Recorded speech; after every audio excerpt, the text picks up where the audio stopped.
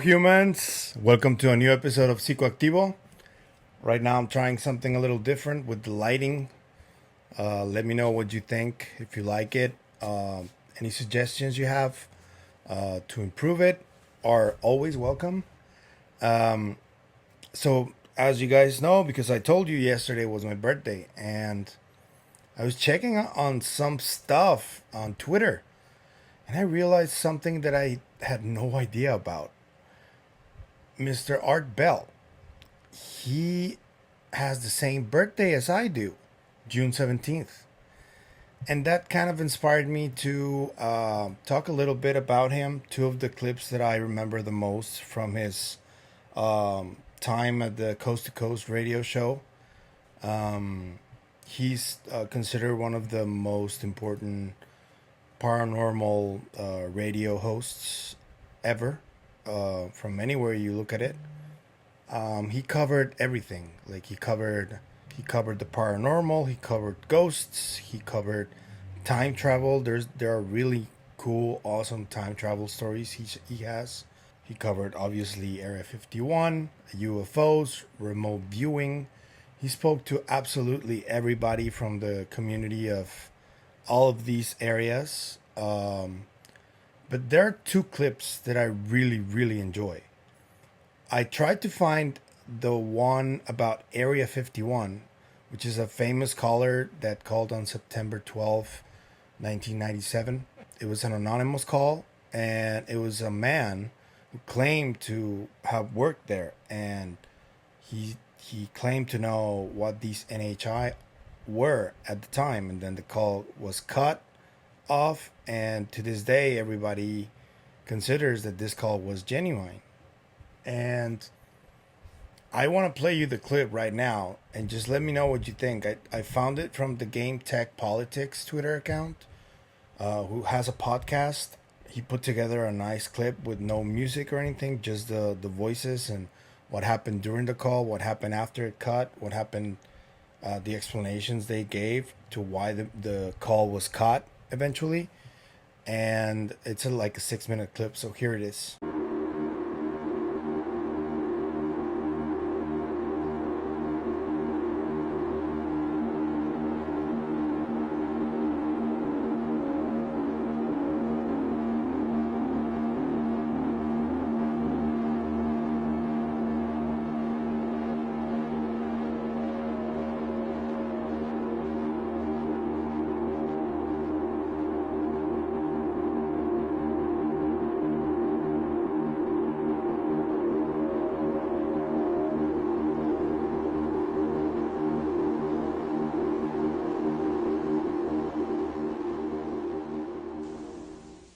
You're on the air. Hello. Hello, Art. Yes. Hi. I don't have a whole lot of time. Well, look. Let's begin by finding out whether you're using this line properly or not. Area 51. Yeah, that's right. Were you an employee or are you now? A former employee. Former employee. I was let go on a medical discharge about a week ago, and I've kind of been running across the country. Oh man, I don't know where to start. They're gonna they'll triangulate on this position really soon. So you can't spend a lot of time on the phone. So give us something quick. Okay. Okay. What we're thinking of as aliens, Art, they're extra dimensional beings that an earlier precursor of the space program made contact with. They are not what they claim to be. They have infiltrated a lot of aspects of the military establishment, particularly the Area 51. The disasters that are coming, the military. I'm sorry, the government knows about them, and there's a lot of safe areas in this world that they could begin moving the population to now, Art. But they're not doing anything. They are not. They want the major population centers wiped out. so that the few that are left will be more easily controllable. Discharge.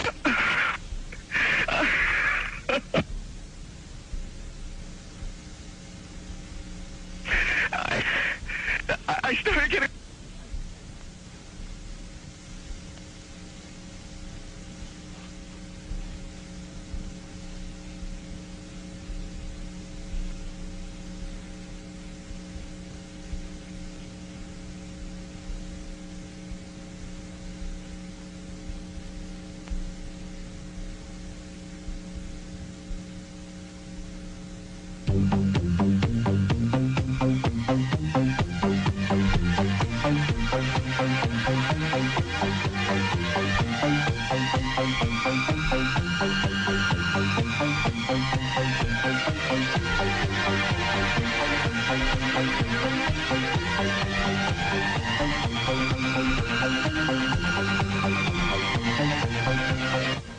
In some way, something knocked us off the air, and we're on a backup system now. It's the government, or I don't know. it has to be something, though.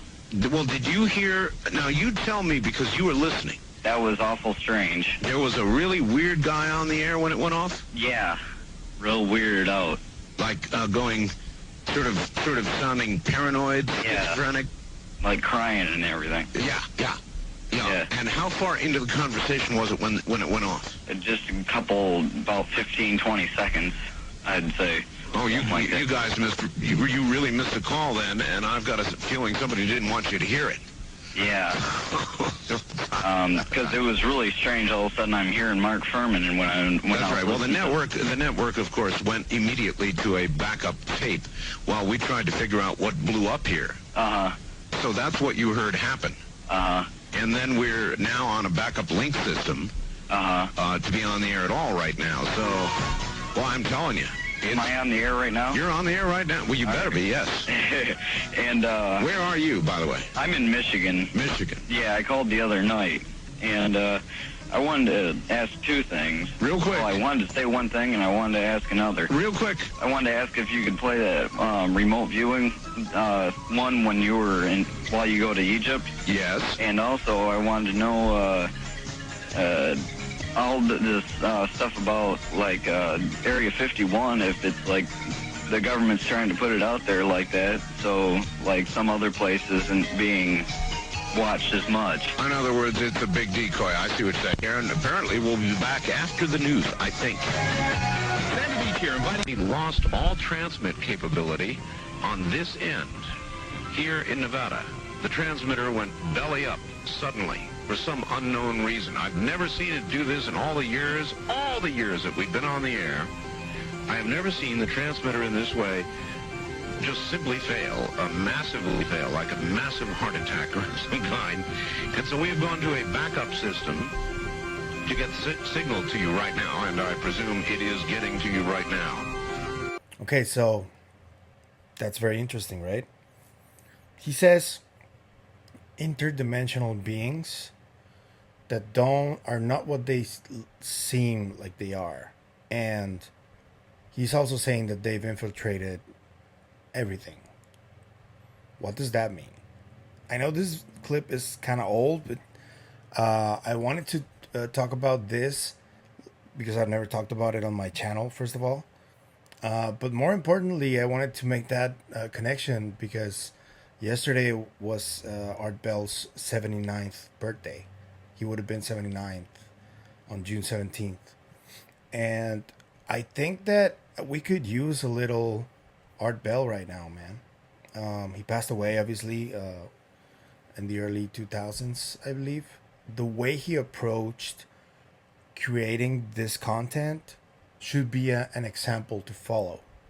Because he was always obviously skeptical about everything, but he was also always open-minded about any story that came his way. Every time he spoke to the callers and to people who wanted to share their story, no matter how outlandish it sounded, Art Bell always paid attention. He was always very respectful, and he was always inquisitive, and he never ridiculed anyone. And I think that's refreshing even today. I think that's a little missing a little bit, you know. I think we need more of that. The other clip that I love that is kind of new to me, relatively new. I hadn't heard it before. I saw a Y-Files episode about Pat Price, the story of Pat Price, and how he remote viewed a facility where allegedly aliens and humans worked together. And then it was eventually reported that Pat Price died of a sudden heart attack, I believe. And there were many conspiracy theories about what happened to him and why it happened. And I hadn't heard this little piece of evidence, an interview Art Bell did with the legendary Ingo Swan, who is known as the most famous remote viewer ever, along McMoneagle and Mr. Pat Price. And Ingo was the one that I think was considered one of the most credibles. And I hadn't heard this story Ingo told Art Bell about Pat Price, and when Pat Price found out about this, the warning he got from Ingo Swan, which obviously he didn't listen, and what he thinks about this alleged cooperation between humans and NHI. What would be the implications of something like that becoming a reality and being revealed to the people in an official manner by governments or by intelligence communities members? What would happen? I wonder. I'm going to drop the video right here. CIA has only volunteered to go public on something 3 times in their history. And the discrediting of remote viewing was one time, and it was completely unexpected at that time. Yeah, but they do everything for a reason. Yes, but you have really to look into what those reasons might be, you know. And in my mind, anyway, one of those reasons was that they didn't want to ever have remote viewing connected with anything extraterrestrial, because you put those two things together and you have a developing situation that these chains of command don't exactly know how to manage from the get-go, okay? Are you telling me then that at some point in the program, and maybe you'd like to tell me at what point in the program, the people involved became aware of more than just terrestrial information? Well, actually, I think it was Pat Price. You've heard of him, haven't you? I've heard the name. Yes, he was one of the early people that worked with Hal and sometimes with me. I think it was him who first enunciated the location of I put it a human extraterrestrial cooperation base, something like that. And oh my, really? Oh my, yes. And can you imagine the bells that started going off? Oh, absolutely. A human extraterrestrial cooperation base. Yes. The location thereof. I told Pat Price, I said, gosh, I don't think you should tell anybody about this. But, do you know where I live? But Pat Price was, yes, I know where you live. You know where I live? He was stubborn too, you know, and he went ahead and talked about those things, even unofficially, you know. And he had a good reputation, you know. He was a police officer. What do you think about that? Pretty amazing, right? Yeah, Ingo Swan, when I spoke to Nick Cook and the interview I have on my channel, he told me some stories about Ingo, and he was fortunate enough to share some of his life with Ingo as a friend and with his family and everything. And his family cared for him so much after Ingo passed away that they asked him to write something about Ingo, a book about him. And Nick Cook decided that it was better if they just published some of his writings, because he was a prolific writer, about some of the final things that he wrote. And that's what he did. He was involved in that. There's a lot of material about Ingo Swan already. I find very fascinating this remote viewing skill that a lot of people within the UFO community claim it's real. Not that I don't believe it's real. I'm sure it is, but I have never experienced anything close to that. The only experience I had, I've already told you before, was when I experienced telepathy with another two friends while I was on psychedelics. But it's not the same experiencing telepathy than actual remote viewing. They're two entirely different things. They're both mind skills, but I've only gotten managed to prove to myself one of those exists. I would love to prove the other one does too. But I think it's healthy to be skeptical and always search for the evidence of anything you find intriguing or interesting. So that's the way I go about it.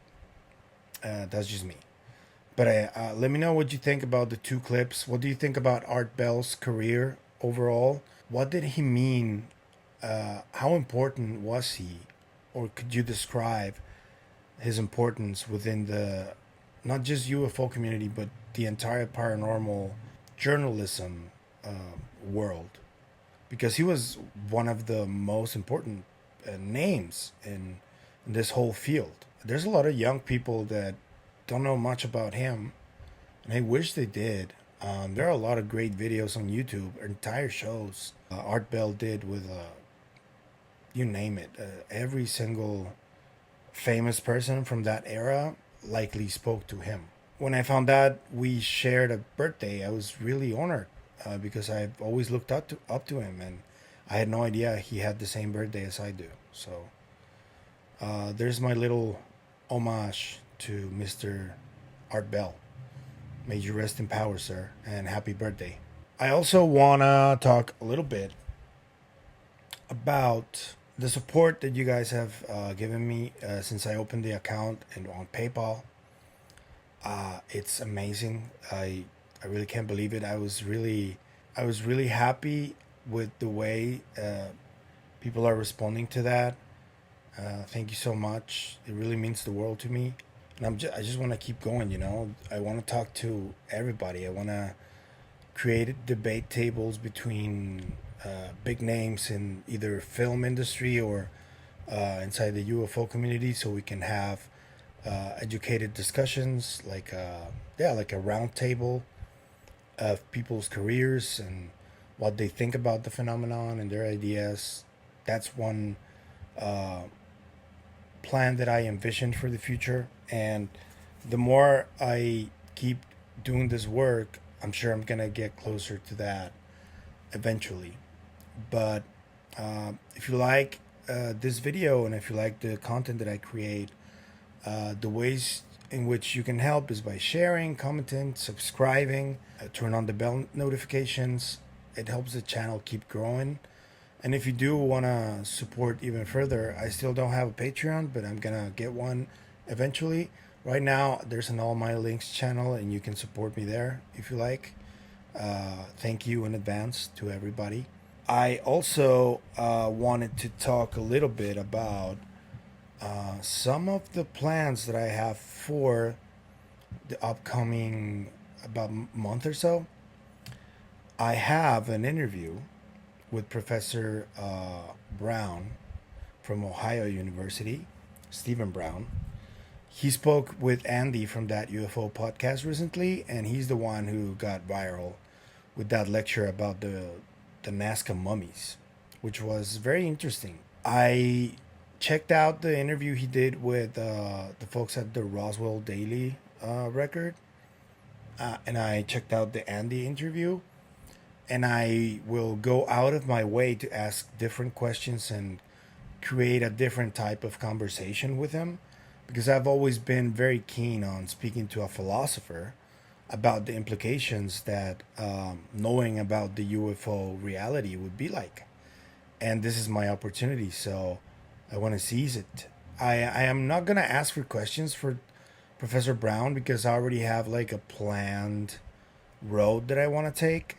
And he seems like a very affable person, so I'm going to try and be diverse with the topics that I present to him. So yeah, you can expect that over the weekend. I'm gonna I'm gonna have the conversation and just publish it as soon as I can. And yeah, that's it. Thank you for watching, and I'll see you guys tomorrow on the next video. Bye.